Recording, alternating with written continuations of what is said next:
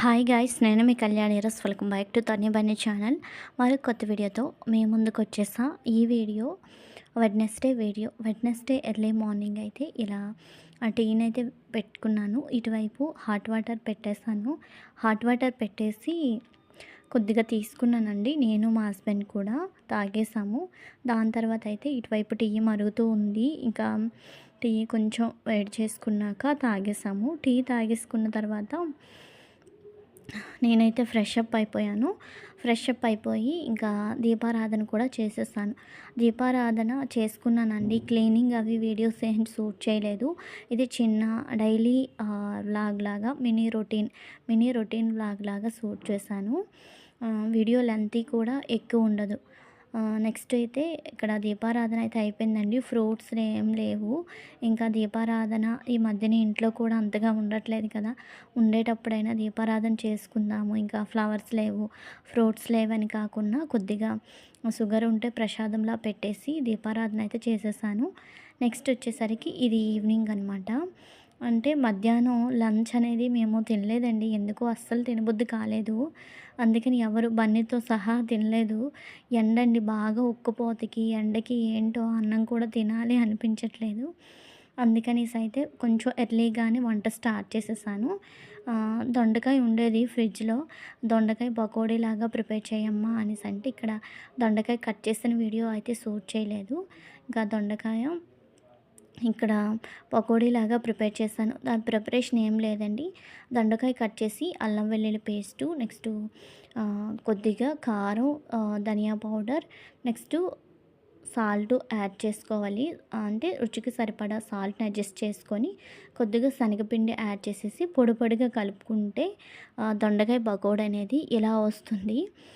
Pakodi next fry అని కూడా అనొచ్చు. డీప్ ఫ్రై చేస్తున్నాం కనుక. ఎందుకంటే శనగపిండి కొంచెం దట్టిస్తే ఇదే ఆయిల్లో కొద్దిగా పల్లీలు ఉంటాయి కదా, పల్లీలు నెక్స్ట్ కరివేపాకు కూడా వేయించి తీసుకొని ఒక సైడ్గా వేసుకుంటే ఇది పప్పుచారు అన్నంతో కానీ లైక్ టమోటా రసంతో కూడా చాలా టేస్టీ ఉంటుంది. నెక్స్ట్ అయితే ఇటువైపు దొండకాయ వేపుడులాగా ప్రిపేర్ చేద్దాము అని ఇటువైపు దొండకాయ వేపుడు చేస్తున్నాను. ఇటువైపు దొండకాయ కర్రీ, ఇటువైపు అలా చేసేసి కొంచెం వేగంగానే తినేసాము. డిన్నర్ 6:30కి అలా ఫినిష్ చేసేసాం. 6:30కి అలా ఫినిష్ చేసేసాక 7కి అలా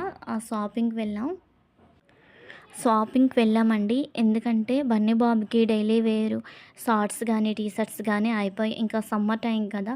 సమ్మర్ వస్తే కనుక తప్పనిసరిగా ఆ పిల్లలిద్దరికీ సమ్మర్ వేర్ అన్నట్టుగా కొన్ని డ్రెస్సులు తీస్తుంటాను. అటువంటిది ఈ సమ్మర్కి ఫుల్ క్యాంపుల వల్ల తీయలేదు. బన్నీకి అయితే ఇంకా 2 డ్రెస్సెస్ షార్ట్స్ అవి తీసుకున్నా. నెక్స్ట్ వచ్చేసరికి నేను టాప్స్ అవి చూసానండి. ఈ 2 టాప్స్ అయితే చూసాను. ఈ 2 టాపుల్లో ఏది బాగుందనేది కూడా నాకు కామెంట్ సెక్షన్లో కామెంట్ చేయండి. ఎందుకో కొంచెం బాగా అనిపించాయండి. కాస్ట్ వైజ్గా అయితే 700 పడింది. దేనికి డిస్కౌంట్స్ ఏం లేవు. ఇంటికి వచ్చాక మళ్ళీ వీళ్ళు షార్ట్స్ కాస్ట్స్ అనేవి చూపిస్తున్నాను. షార్ట్స్ 2 కూడా 1400 పడ్డది. ఇవి ఏంటది టీ షర్ట్స్ అవి ఒకటి 500, ఒకటి 400 పడిందండి. కాస్ట్కి తగ్గట్లే డ్రెస్సెస్ కూడా బాగున్నాయి. సింపుల్గా సమ్మర్ ఆ టైం అప్పుడు చక్కగా వేసుకొని టూర్లకు కానీ నెక్స్ట్ క్యాంపులకి నెక్స్ట్ ఇంట్లో కూడా వేసుకోవచ్చు. డైలీ వేర్గా కూడా యూజ్ చేయొచ్చు. చాలా బాగున్నాయి. ఈ సమ్మర్ టైంలో పిల్లలకి ఇటువంటి డ్రెస్సులు కొంచెం కంఫర్టబుల్గా ఉంటాయి కదా. నెక్స్ట్ షార్ట్లు అనేవి కొంచెం కాటన్ లాగా బాగున్నాయండి థిక్గా.